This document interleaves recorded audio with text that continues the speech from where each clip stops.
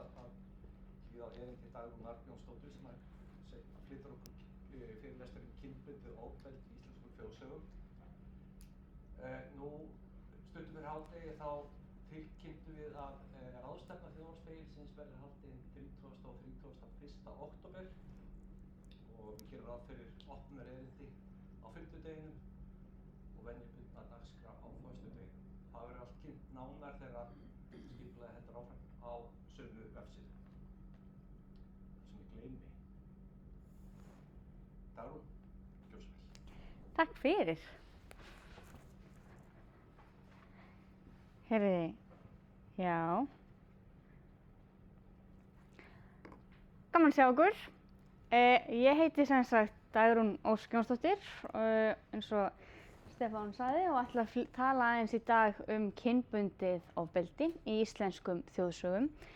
En þetta var sem sagt hluti af doktorsverkefninu mínu sem að ég kláraði 2022 og þá var ég að skoða svona birtingamyndir kvenna í íslenskum þjóðsögum og kynjuð valdatengsl og kannski einblína fyrst og fremst á svona konur sem fóru gegn ríkjandi hugmyndum þess tíma hvað þótti kvenlegt og hvað ekki einhvern veginn. Og þá var ég meðal annars að skrifa konur sem að vildu ekki eignast börn, giftar konur sem að höfnuðu móðurhlutverkinu, konur sem að voru í svona karllægum störfum eða í karllægum hlutverkum einhvern veginn, aðeins út frá svona kynvitund líka og svo hjónabandinu og svo þessar sögur sem fjalla kynbundið ofbeldi. Af því að kynbundið ofbeldi beinist meðal annars af konum sem fara gegn þessum hugmyndum hvað æskilegt og hvað ekki. Ég ætla að segja ykkur líka að það eru myndir á þessum slæðum hérna og þær eru allar eftir listskaparann Sunnevu Guðrúnu Þórðardóttur sem að ég hef unnið mjög mikið með og myndskreytir alls konar sem ég er að gera því að hérna og sem fleiri er að gera líka, en hún er mikill snillingur í því. Í þessari rannsókn og í þessu erindi þá er ég svona fyrst og fremst að skoða heimilis- og kynferðisofbeldi gegn konum. En það er vert að minnast á að sagnfræðingar og kynjafræðingar hafa bent á að þessi gerð ofbeldis er svona ein af meginstoðum kynjakerfisins og leikur mjög stóran þátt í undirokun kvenna. Ofbeldi af þessu tagi hefur auðvitað alltaf verið hluti af veruleika fólks en samt sem áður er til ofboðslega lítið af heimildum það frá fyrri tíð og þá er sérstaklega skortur á sjónarhorni kvenna. Lög og dómsmál eru til dæmis mjög karllægar heimildir og þjóðsögurnar að ákveðnu leyti geta verið það líka. Og sagnirnar sem ég er að tala í dag eru þjóðsögur í útgefnum þjóðsagnasöfnum frá seinni hluta 19. aldar og fyrri hluta 20. aldar sem finnast einmitt í þjóðsagnasafni Jóns Árnasonar, Sigfúsar Sigfússonar, Ólafs Davíðssonar og svo er ég sérstaklega að skoða þjóðsagnasafni hennar Torfhildar Þorsteinsdóttur Hólm sem ég ætla að segja ykkur aðeins frá líka á eftir. En á þessum tíma sem að sögunum er safnað þá var samfélagið náttúrulega fyrst og fremst bændasamfélag þar sem að torfbærinn var bæði heimili og vinnustaður fólksins og konur urðu til dæmis niðursetningar vinnukonur eða húsfreyjur ef að þær giftu sig en karlar voru höfuð heimilisins og konur höfðu í raun ekki eiginlegt sjálfstæði nema þá að þær yrðu ekkjur. Annars voru það í rauninni eiginmenn þeirra eða feður sem að voru löglegir umsjónarmenn þeirra. Og á þessum tíma er líka svona hugmyndir ólíkt eðli og hlutverk kvenna að koma til Íslands og að breytast í heiminum og þá er mikið verið að gefa út alls konar svona upplýsingar hvernig konur eigi helst að haga sér, hvernig maður sé góð húsfreyja til dæmis og þetta eru bæði rit sem er verið að þýða og sem að íslenskir karlar er að skrifa og gefa út sem svona leiðarvísi einhvern veginn. Og þá er það meðal annars hugmyndin þarna á 19. öld að konur skuli vera eiginmönnum sínum félagar og ráðgjafar og trúnaðarvinir en enga síður að þær séu undirgefnar þeim. Á þessum tíma þá var það líka hlutverk húsbænda að halda uppi aga á heimilinu og í húsagatilskipun frá 1746 þá var einmitt sérstaklega tekið fram að húsbændum sé frjálst að aga annað heimilisfólk eftir þörfum og þeim ber svona eiginlega í raun skylda til þess. Það er ekki hægt að finna lög um kynferðislega áreitni eða brot í lögum önnur en nauðganir sem hafa alltaf verið litnar mjög alvarlegum augum. Þrátt fyrir að skilgreiningar ofbeldisins hafi verið mjög þröngar og sönnunarbyrðin líka mjög erfið. Í Grágás til dæmis þá varðar það við skógang að beita valdi til að þröngva konu til holdlegs samræðis eða brjóta konu til svefns, en það var alvarlegasta refsingin á þessum tíma. Með Jónsbók þá verður það svo líflát sök að taka konu nauðuga, en þá þarf annarkvort 2 lögleg vitni til að staðfesta ásakanirnar og ef ekki voru vitni þá þurfti 12 menn til að dæma hvort að konan væri að segja satt eða ekki. En á tímanum sem þjóðsögunum safnað þá eru svona það leyti, þá eru gildi lög frá 1869 og aðal ákvæðið nauðganir hljómar svona: hver sem þröngvar kvenmanni ekki hefur neitt óorð á sér til samræðis við sig með ofbeldi eða hótunum ofbeldi þegar í stað, sem henni mun búin lífsháski af, skal sæta hegningarvinnu ekki skemur en 4 ár eða lífláti ef mjög miklar sakir eru. Sé slík meðferð höfð á kvenmanni sem óorð á, þá skal beitt vægari hegningu að tiltölu, ekki samt vægari en 2 ára betrunarhúsvinnu.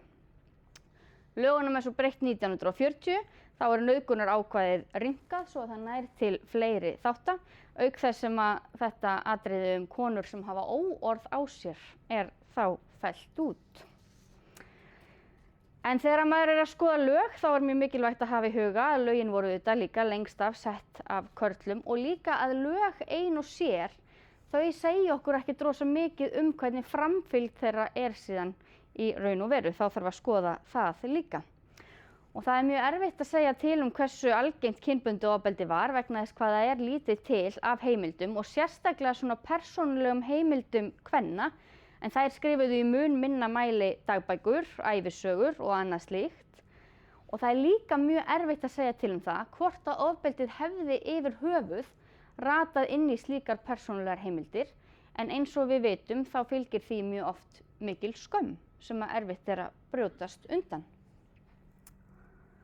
En það áhugavert að skoða þetta efni í sögnum. Sagnir endurspegla auðvitað hugmyndir og svona heimsmynd þeirra sem að segja sögurnar, endurspegla samfélagið sem maður segja. Þær ekki sagnfræðilegar heimildir, en enga síður bera þær með sér ákveðin sannleika, til dæmis vonir og drauma og ótta þeirra sem eru að segja sögurnar. Þær miðla líka upplýsingum hvernig á að hegða sér, hvað álitið rétt og rangt. Ef maður gerir eitthvað sem rangt í þjóðsögu þá hefnist manni grimmilega fyrir, en ef maður gerir eitthvað sem rétt þá fær maður góð verðlaun fyrir það. Og þau bera þannig alltaf með sér ákveðin siðabóðskap sem miðlað til þess sem heyrir söguna.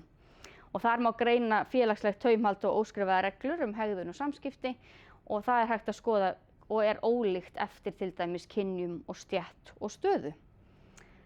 Sögur eru þannig mótaðar af samfélaginu og mótaðar líka tilbaka. Þær gefa líka tækifæri, eins og ég ætla aðeins að koma inn á eftir líka, til að ræða erfið mál einhvern veginn. Að oft notum við sögur til þess að opna umræðu líka og takast á svona við raunveruleikann.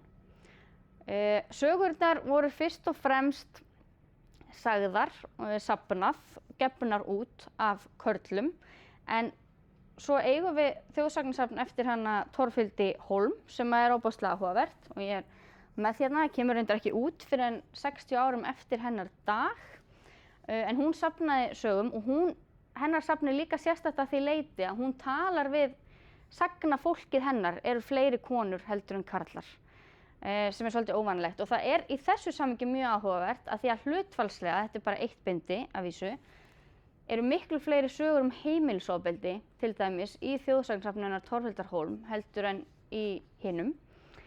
Og það erfitt að segja af hverju það en maður getur kannski kannski svona 2 ástæður sem maður getur velt fyrir sér. Í þessu safni þá sjáum við fyrir að fyrsta konu tala við konur þegar verið er að safna sögunum. Þannig að það er hugsanlegt að því í hinum þjóðsagnasöfnunum eru það mikið menntamenn og prestar til dæmis sem eru að fara og safna og mögulegt er að þeir hafi einfaldlega bara ekki heyrt þessar sögur af því að konur og fólk hafi ákveðið að segja þeim þær ekki af því það verður alltaf til svona ákveðið vald á milli þess sem að safnar og þess sem að segir. En það er líka hugsanlegt að þeir hafi heyrt þær og þeir hafi samt ekki ratað í þjóðsagnasöfnin af því þar er líka ákveðið val sem að fer fram. En þetta vitum við náttúrulega ekki, hvernig, af því við getum ekki vita eitthvað sögur sem við höfum ekki, skiljið. En hafa verið unnið rannsóknir á því að oft eru svona kvennasagnir hafa verið flokkar sem annars flokks og stundum sem kellingasögur eða slúður líka. Það er áhugavert að í þessum sögum kynbundið ofbeldi, þær sem ég er að vinna með og ætla að segja ykkur frá í dag, 60% af þeim sögum eru sagðar af konum. Það eru samt bara 6% sem eru sagðar af körlum og hin 34% eru eignuð ónefndum safnafólki sem við vitum þó ekki meir Þrátt fyrir þetta þá eru viðhorfin í sögunum ekkert sérstaklega hliðholl konum. Sem er kannski ekkert skrítið samt af því að það alast náttúrulega bara upp í sama samfélagi og allir aðrir og við sömu ríkjandi hugmyndir og sömu hugmyndafræði og er ríkjandi á þeim tíma í samfélaginu. Nú, þá komum við að heimilisofbeldinu sjálfu í sögunum. Og þegar kemur að heimilisofbeldi í sögnum þá virðist það viðhorf svona yfirleitt vera ríkjandi að þær kalli yfir sig ofbeldið sem að þær verða fyrir. Karlar séu þannig bara að beita í raun viðurkenndum aðferðum við að aga óstýrilátar og erfiðar dætur sínar eða eiginkonur. Og þetta sést til dæmis vel í sögn í safninu hennar Torfhildar Hólm sem að ber yfirskriftina Þið hafið ekki borið söðulinn eins og ég. Og þetta er saga sem að segir frá 3 stúlkum, þetta eru 3 systur.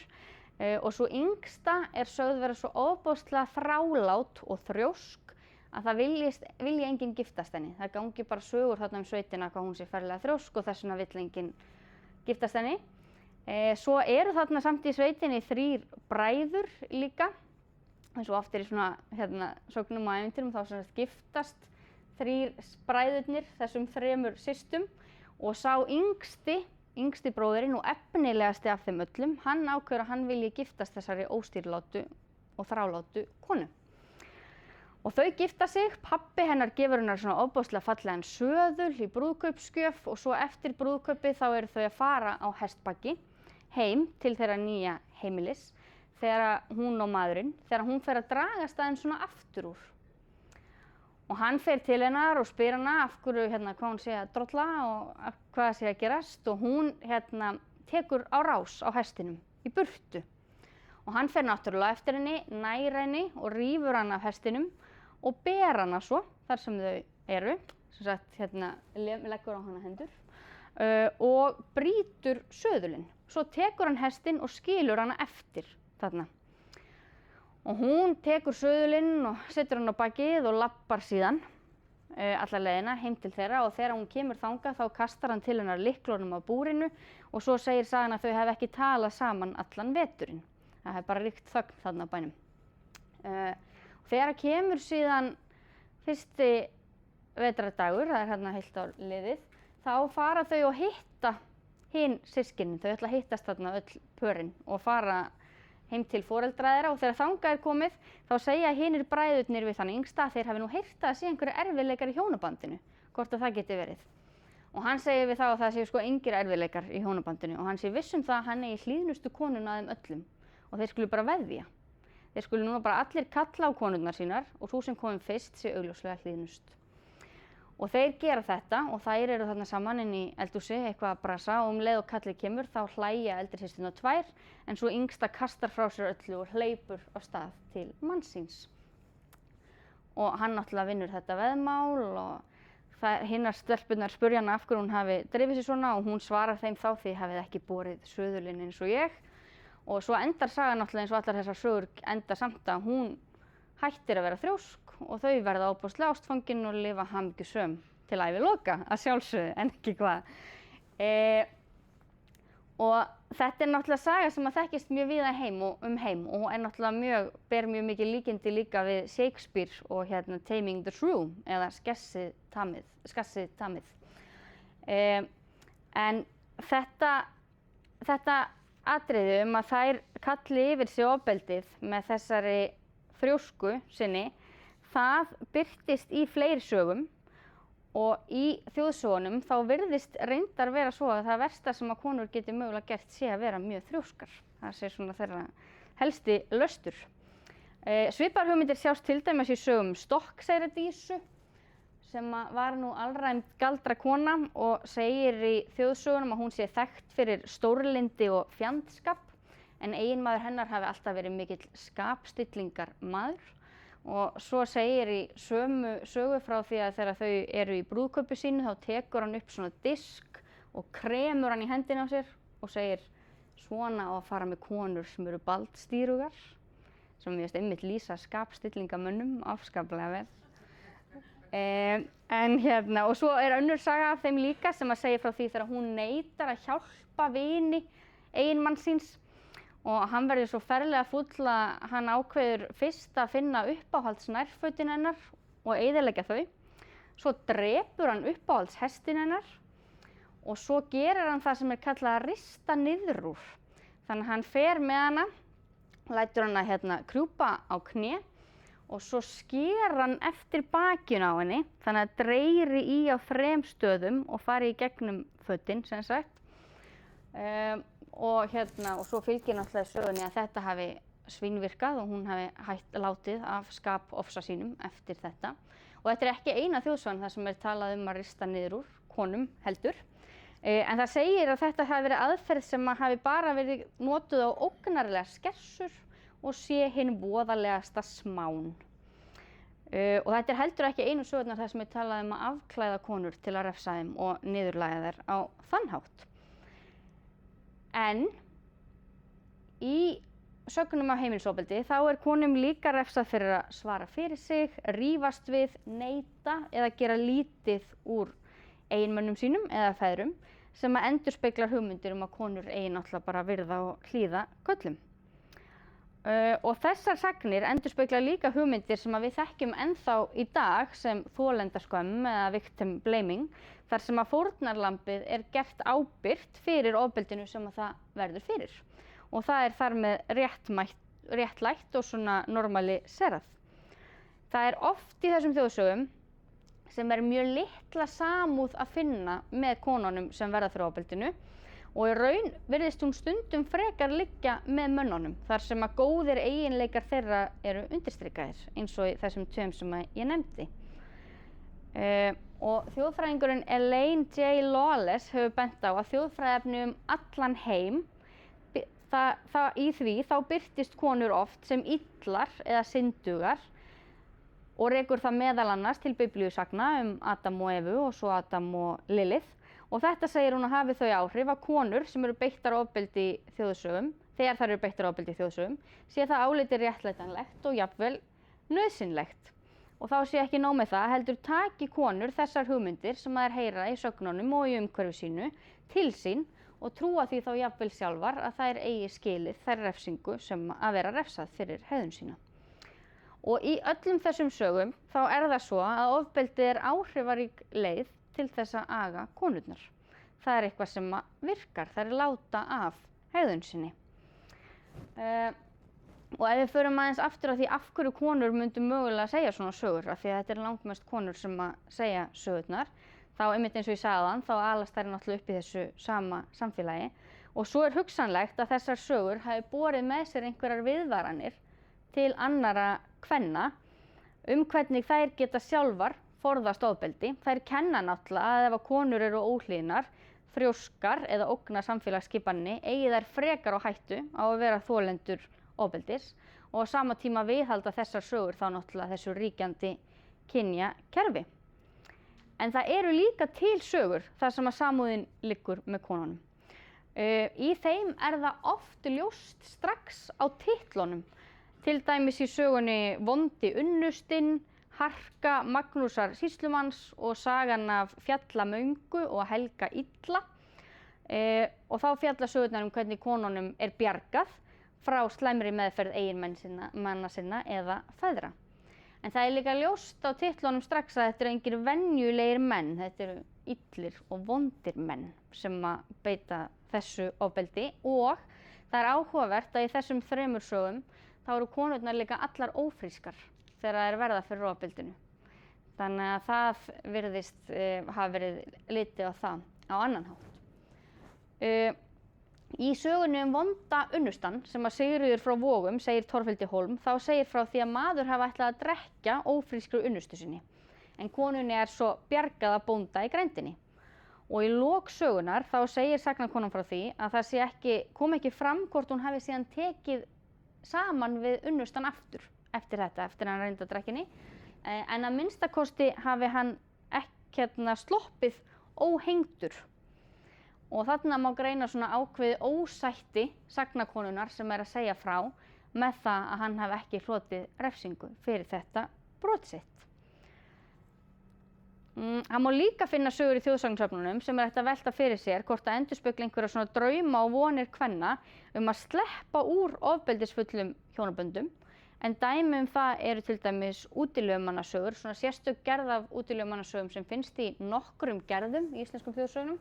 Í Jóni Árnasyni, Sigfúsi og Ólafi Davíðssyni og það til dæmis sagan hana Sigríði frá Dal og Sigríður frá Dal bóndadóttir sem að giftist manni sem að heitir Gísli og þegar að þau eru gift þá eru þau eins og í sögunni Söðulinn að fara á hestbaki til síns nýja heimilis þegar það brestur á svo mikil þoka að Sigríður villist og henni síðan rænt þarna í þokunni af útilegumanni sem að tekur hana með sér og fer með hana upp í útilegumanna bústaðinn.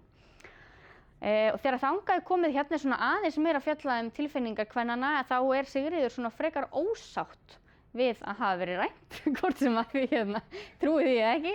En hún sem þetta frekar fúl yfir þessu og talar ekkert rosa mikið eftir hún komin í bústaðinn. En og neitar að borða og svo þegar hún sefur, þá sefur hún með hníf og á næturnar þá kemur maður og leggst í rúmið og hún rekur hann í burtu með hnípunum þegar hann kemur. Það kemur síðan í ljós að útilegumaðurinn hefur rænt henni til þess að gifta hana bróður sínum sem sýslumaður hjá útilegumönnunum, sem svolítið gott. En og hún samt frekar ósátt, vill ekki giftast honum en giftist honum samt, þau eignast barn, það líða nokkur ár og hún ennþá svona frekar óhamingjusöm. Og þá spyr hennar nýja eiginmaður, útilegumaðurinn, sýslumaðurinn, hvort hann eigi ekki að sýna henni hvað hafi orðið Gísla. Og hún alveg til í að vita það og hann segir henni að Gísli hafi nú svona alveg aðeins leitað að henni fyrst eftir að hafa búið að ræna henni en svo hafi hann gifst bara Rósu systur hennar fyrst að Sigríður fannst ekki. Og svo dregur útilegumaðurinn fram svona töfraspegil og hún lítur í töfraspeilinn og þá sér hún hvar Gísli að berja og ýta henni Rósu, systur sinni. Og hún verður náttúrulega alveg miður síni við þessu og stekkur háls útilegumannsins og biður hann að bjarga systur sinni. Og seinna kvöldi þá bankað á hurðina og þá birtist hún Rósa þarna og komin og fær að búa hjá þeim skötuhjúum. Og hún auðvitað verður yfir sig ástfangin af útilegumanninum eftir þetta. Og þarna sjáum einhverjum svona hugmyndir það að mögulega að það sé einhver svona draumur að sleppa frá ofbeldisfullu hjónabandi. Það að vísu að engu gert að útilegumaðurinn hefði rænt henni í upphafi, heldur hún bara rosa hamingjusöm þarna eftir að hún sér hvað það hefði geta verið slæmt einhvern veginn. Og mér finnst líka mjög áhugavert í þessari sögu reyndar þá giftist hún Gísla því hún ástfangin á honum en í flestum öðrum tilbrigðum þessari sögu hún neydd í hjónaband með fyrri eiginmönnum sínum, fyrri eiginmanninum. Og þó að konur virðist oft ekki hafa mikið vald til að segja nei í þjóðsögum, þá stýrir það yfirleitt líka ekki góðri lukku að neyða þær í hjónaband í þjóðsögum. En svo finnst mér ofboðslega áhugavert líka út frá þessum ofbeldishugmyndum þessi partur á sögunni þar sem þær eru heimsóttar í rúmið á næturnar og reka í burtu gestinn með hníf. sem að maður velti fyrir sér hvort það standi fyrir einhverju svona yfirvofandi ógnum kynferðisofbeldi í útilegumannabústaðnum. Og reyndar það þannig í mörgum sögunum að hann kemur nokkrar nætur í röð og á endanum láta þær síðan undan og hann gistir í rúminu. Þá hætta þær að reka hann í burtu með hnífnum. Þannig að þó að það sé ekki sagt hreint út, þá það nú svona eitthvað sem maður getur lesið úr þessu. En það líka áhugavert að því að áður sagði ég að þetta væri svona eitthvað sem væri oft samþykkt, en í þessum sögum þá eru konurnar ekki þrjóskar og erfiðar, þannig að það eiga ekki skilið þetta mögulega ofbeldi. Þetta virðast vera hinar fínustu konur samkvæmt sögunum. Og það líka þannig að það einungis, já, og í þessum sögum þrátt fyrir það, þá heldur engin refsing. Hvorki útilegumanninum refsað, né fyrir eiginmanninum, nema því leyti að hann missir þarna 2 konur frá sér. En það bara í sögum þar sem að gerandinn ótengdur fórnarlambinu sem að þeir hljóta refsingu. Yfirleitt alltaf það þannig, þegar þeir hafa ekki eignarhald yfir konunum. Og það eru líka einu sögurnar sem að segja frá kynferðisofbeldi. Og það þannig eins og ég sagði áðan að í mörgum sögum virðast konur ekki hafa vald til að segja nei. Ef þær geri það, þá hefnast þeim fyrir. Þær eru neyddar í hjónaband, þær eru drepnar eða þeim nauðgað. Og dæmi þetta má finna líka í nokkrum tilbrigðum í þjóðsagnasöfnum. Dæmi söguna sem ég ætla að segja ykkur núna, sem heitir Draugs sonur verður prestur. En þar segir frá vinnumanni sem ástfanginn af vinnukonu á sama bæ og í sögunni þá segir, nú ætla ég að lesa smá hérna, að hann hafi viljað fá hana en hún vildi hann ekki. Þá leitaði hann upp á annan máta við hana að fá að sofa hjá henni, en hún neitaði því þverlega. Þá lofaði hann að hann skyldi komast yfir hana dauður fyrst hann fengi það ekki lifandi. Og það fer svo þannig auðvitað í sögunni að vinnumaðurinn veikist og deyr.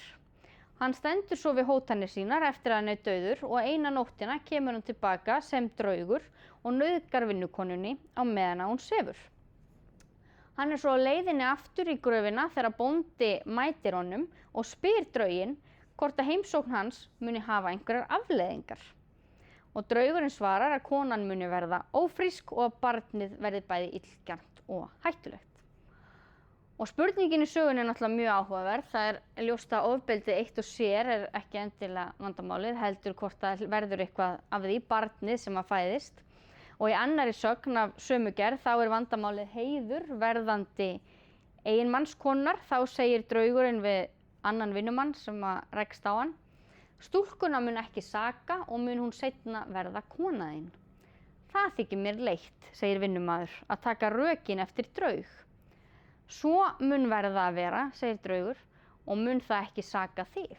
Enda höfum við sérstakar áhyggjur á manninum í þessari sögu, ekki satt. En þessar sagnir fjalla alls ekki ofbeldi. Það í rauninni auka atriði í þessum sögum. Þetta eru hetjusagur af körlum, af því að þegar draugsbarnið síðan fæðist, þá verður það vext það upp til að verða prestur og í fyrstu messu prestsins og draugsins þá á kirkjan að sökkva í jörðina með öllum sem þar eru. En af því að bóndi eða vinnumaður eða einhver hefur hitt hann og veit þetta allt saman, þá tekst að afstýra því sem sagt. En af því að ofbeldi í raun aukaatriði þá eru tilfinningar kvenna nánast ósýnilegar í sögunum svona yfirleitt. En í þeim endurspeglast engu að síður hugsanlega ákveðið öryggisleysi. Ofbeldi í sögunum fer fram á heimili kvennanna á meðan þær sofa, þannig að þær eru aldrei öruggar. En þrátt fyrir það gera sagnirnar lítið úr ofbeldinu og endurspegla hugmyndir að það sé einfaldlega eitthvað sem gerist. Og eins og oft hefur verið bent á, þá sú staðreynd að þá beita auðvitað ekki allir menn ofbeldi, en eins og fræðifólk hefur bent á, sú staðreynd að sumir geri það nóg til að konur upplifi óöryggi og valdaleysi. Óttinn við mögulegt ofbeldi eða nauðgun leikur þannig stóran þátt í að viðhalda undirskipun kvenna. Og á meðan þessar sögur hafa kannski ekki veitt konum mikla huggun, þá hafa þær samt kannski gert konum ljóst að þær voru ekki einar, að aðrar konur höfðu upplifað svipaða hluti eða ótta og gefið þeim tækifæri til að ræða þessi mál einhvern veginn og gefið þeim tækifæri til að ræða þau án þess að nefna ofbeldismann sem að getur líka verið erfitt. Ein sög af þessari gerð er mjög ólík hinum og er svolítið áhugavert að hún finnst akkúrat í þjóðsagnasafninu hennar Torfhildar Hólm, en hún heitir Nakin kona fæst við draug og það segir frá förukonu sem að kemur á bæ og hittir þar unga stúlku sem að grætur og förukonan spyr hana af hverju hún sé að gráta og hún segir henni að það sé vegna þess að það hafi vinnumaður viljað sofa hjá henni og hún hafi neitað honum og hann hafi þá hótað henni að hann myndi ná henni þegar hann væri dauður og svo hafi hann fyrirfærið sér. Þannig að hún sé mjög hrædd að nú sé hann á leiðinni. Og förukonan, hún segir að hún skuli ekki á neinar áhyggjur, hún skuli bara sofa á gólfinu fyrir framan hana nóttina. Og svo gera þær fara báðar að sofa. Förukonan er nakin og hún er með hníf tilbúin þegar draugurinn kemur síðan nóttina og tekst að hrekja hann á brott með bæði hnífnum og nekt sinni sem að draugar þola oft frekar illa líka í þjóðsögunum. En þetta er mjög áhugavert og áhugavert líka að þessi saga sé akkúrat hjá Torfhildi Hólm að þetta er eina sagan þar sem hún sleppur þar sem henni bjargað frá kynferðisofbeldinu af sér eldri og reyndari konu sem að kemur þarna að og tekst að bjarga henni. Það er áhugavert í samhengi við til dæmis svona nýjar umræður í tengslum við kynferðisofbeldi og kannski í tengslum við MeToo umræðuna sem að var svolítið átti sér stað í annarri og þriðju bylgju þar sem að var svona ákveðin vitundarvakning að það eru líka venjulegir góðir menn sem að geta beitt brotið af sér kynferðislega, geta verið gerendur í kynferðisofbeldismálum. Að í þjóðsögunum er yfirleitt ekki talað venjulega menn sem að beita kynferðisofbeldi. Gerendurnir eru yfirleitt yfirnáttúrulegir eða einhverjir sem koma að utan. Þannig að það eru ekki menn sem að búa á bænum og ekki menn sem að búa í samfélaginu.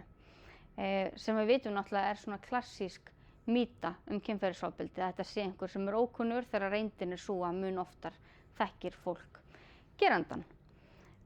Þjóðsögur fjallaðu þetta mjög oft yfirnáttúruleg efni. En eins og þjóðfræðingar hafa bent á þá eru yfirnáttúruleg fyrirbæri oft notuð til að ræða átök og áföll til að gera þau auðveldari til að glíma við. Og þetta gæti sannarlega átt við í viðkvæmu efni eins og kynferðisofbeldi. Að tala yfirnáttúrulega menn, til dæmis sem nauðgara, er leið til að tala raunveruleg áhyggjuefni án þess að þurfa að nefna ofbeldismann, sem eins og við vitum er allt annað en auðvelt. Og sagnir svipuð efni finnast líka til dæmis í huldumannasögum, í sögunni Karítas í Búðardal, í safnin Jóns Árnasonar segir frá ungri sómakonu sem gekk eitt sinn út úr baðstofu í annað hús að sækja vaðmál, en þegar hún kemur inn aftur er hún í miklu uppnámi, öll ötuð blóði og heldur á blóðugum hníf. Þá hafði huldumaður komið til hennar, gripið höndina á henni og ætlaði að nema hana á brott með sér, en hún bregður fyrir sig hnífnum og sleppur. Í frægri sögn sem er til í nokkrum útgáfum í ólíkum þjóðsagnasöfnum líka er sagan Kötludraumur sem segir frá giftri konu sem er tekin af huldufólki meðan hún sefur þegar eiginmaður hennar er að heiman og henni er nauðgað af huldumanni svo hún verður ófrísk. Það sem kemur líka á óvart við rannsókn sagnanna er að flestar sagnir af kynbundnu ofbeldi segja frá bænda- og prestsdætrum sem beittar eru ofbeldi en ekki vinnukonum. Stétt og samfélagsstaða er auðvitað eitthvað sem þarf alltaf að hafa í huga þegar verið er að skoða ofbeldi. En við getum kannski ímyndað okkur að þá, eins og nú, sé fólk af lægri stéttum eða sem tilheyri jaðarhópum líklegra til að vera þolendur ofbeldis. Það er hugsanlegt að sögur sem segja frá brotum gegn konum af hærri stéttum hafi frekar þótt í frásögur færandi. Þetta er síðasta glæran, en eins og við vitum er í raun ekki langt síðan að frásagnir kvenna af ofbeldi fóru að koma fram í auknum mæli í dagsljósið og því ekki skrítið kannski að þær séu ekki mjög algengar í íslenskum þjóðsagnasöfnum, en þær sem eru til varpa samt mjög áhugaverðu ljósi á viðhorf til ofbeldis á þeim tíma sem sagnirnar eru sagðar. Sagnirnar virðast mjög oft hafa verið í takt við ríkjandi viðhorf þess tíma til ofbeldis og í sumum tilfellum jafnvel ýtt undir normaliseringu þeirra að einhverju leyti. Viðhorfin eru ótrúlega rótgróin að ofbeldi sé eitthvað sem bara gerist, hugmyndir þolendaskömm og mýtan að gerendur í kynferðisafbrotum séu ókunnugir eða einhver sérstök skrýmsli. En þetta eru viðhorf sem þarf náttúrulega að breyta og hafa verið að breytast á undanförnum árum. Og til þess þá mjög gott að þekkja þau og skilja hvaðan þau koma. Og alltaf þegar ég flyt erindi þá vísa ég í þetta kvót eftir hana Adrienne Rich sem skrifaði Revision, the act of looking back, of seeing with fresh eyes, of entering an old text from a new critical direction, is for women more than a chapter in cultural history. It is an act of survival. Until we can understand the assumptions in which we are drenched, we cannot know ourselves. Og þess vegna tel ég að það sé mjög mikilvægt að rannsaka þjóðsögurnar út frá nýjum vinklum sem vonandi geta komið að notum í baráttunni fyrir auknu jafnrétti kynjanna. Takk fyrir mig!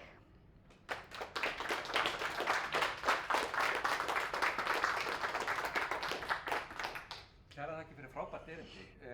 Sérlega vel myndskreytt, en fyrst og fremst fannst mér uppbyggingin og frásögnin algjörlega meira háttar. Það var frábært. Það var svo margar hugrenningar sem fóru í gang þegar maður hlustaði. Þú minntist á að konur öðruðust ekki sjálfstæði fyrir það voru ekkjur. En svo tíma þá kom kirkjan og tók af þeim lífið með því að brenna þær á fyrir galdra. En það dugði ekki einu sinni til að losna við kallinn. Nei, þetta var... Ég samfæra að það séu spurningar úr sal.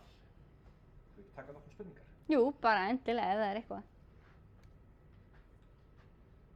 Og ég benda. Já, ég skal reyna að fylgjast með það. Þá koma margar hugrenningar til manns að þetta tengist í allar áttir og ég þakka þér mjög fróðlegan og góðan fyrirlestur og ég sé að þetta er svona bara út frá þjóðsögunum. Ég held að það er ótrúlega áhugavert að setja þetta í stórt samhengi. Sjálf hef ég skrifað ofbeldi í F-bókmenntum en svo langar mig að fá að nefna bara 3 rosalega flotta snertifleti við svona rannsókn í stærra samhengi. Í fyrsta lagi heimildir galdur, þar sem að til eru, þú veist þetta kannski, heimildir galdrastafi sem að ástæðir karlmenn sem að girnast konur rista og það jafnvel til dæmin að þeir risti sem sagt stafi til þess að fá vilja konunnar og að hún gleymi svo því sem að fram fór eftir að karlmann hefði fengið vilja konunnar. Þannig að það er mjög magnað í þessu samhengi. Í öðru lagi eru þjóðsögur sem að segja frá vinnuhörkum kvenna. Það er ekki beint ofbeldi, en það eru sögur eins og sögur sem skildar Gilitrutt sem að má túlka sem svo að konur séu svona að mótmæla vinnuhörku. Og svo í þriðja lagi þá langaði mig að nefna að það var doktorsverðin í gær við háskólann ofbeldi í sagnadansum. Og sagnadansar eru ólíkir þjóðsögum að því leyti. Þetta er innflutt efni, fólk nota þessa texta til þess að dansa við, þessi danskvæði. Þeir segja oft sögur og mjög oft sögur af konum og ofbeldi, það eru nauðganir og fleira. Og það sem er sérstakt í sagnadansunum og myndi gefa þá skemmtilegt samburðarefni við þetta er að í þeim að þá hefna konurnar. Það er jafnvel bara fara 2 systur saman eftir að annar þeirra hefur verið nauðgað, þá bara systurnar saman, ég vil bara höfða höfuðið að gerandanum. Og það sem hún og Ingibjörg var að velta fyrir sér í gær í sinni doktorsverk var til dæmis þetta, hvort það var einhverju samhengi við lög eða samfélagið eða viðhorf og hvers vegna samúðin liggur með konunum sem að fá að stíga upp og hefna. Þetta er mjög sérstakt og gaman að bera saman svona ólíkt efni. Já, algjörlega. Ég bara verða að lesa þessa doktorsritgerð fyrst ég mista doktorsvörninni í gær. Það hefði verið sérlega áhugavert.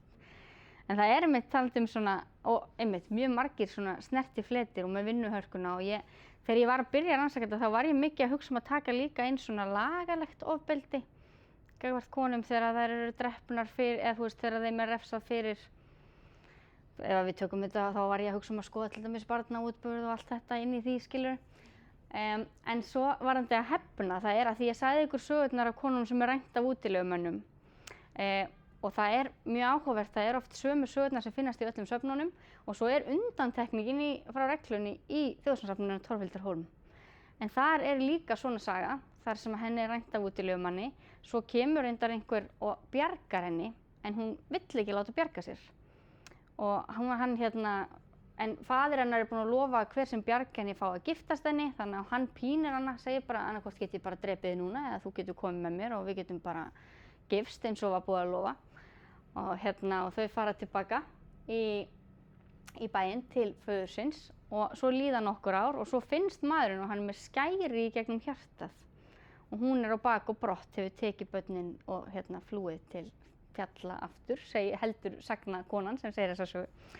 Þannig að það er svona einmitt, svona smá hugmyndir einhverja hefnd, en mér finnst alltaf pínu skemmtilegt þegar það er svona undantekningin sem er akkúrat í safninu Torfhildar, þar sem eru konur einmitt að tala við konur og er þá kannski aðeins öðruvísi einhvern veginn. En þetta er mjög áhugavert, það væri hægt að gera mjög stórt og gott rannsóknarverkefni þetta sko. Síðan þú varst að reynda að gjáta í byrjun varst að lesa brott úr einhverjum lögum, gömlum lögum. Það var vísað í konur sem var ekki komið óorð á. Það hljómar svolítið óljóst. Er eitthvað vitað það hvað menn áttu við með þessu? Hvað þetta átti við með óorðið? Alheir, veist þú það? Ég myndi bara tengja við sko eins og í gegnum að því ég nefndi galdrana áðan. Já. En skoðum skjölum galdra að þá var svokallað galdrarykti. Rykti er rauninni bara slúður en leið og þú varst orðaðir við galdur, við rykti, að þá var bara alltaf að hreinsa af þér. Þannig að mér finnst þetta svona svipað. Ef það er óorði á stúlku að þá hugsa ég að hún hafi átt mjög erfitt með að svona losna við þann stimpil. Þetta er einhvern veginn bara svona.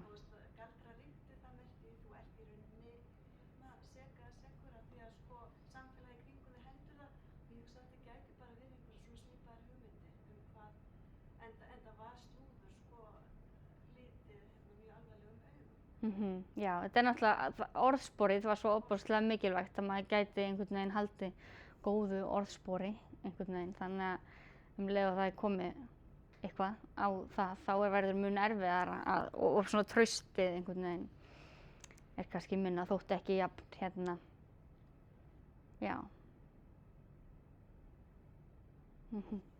Elsa. Takk fyrir aðeins fyrirlestur.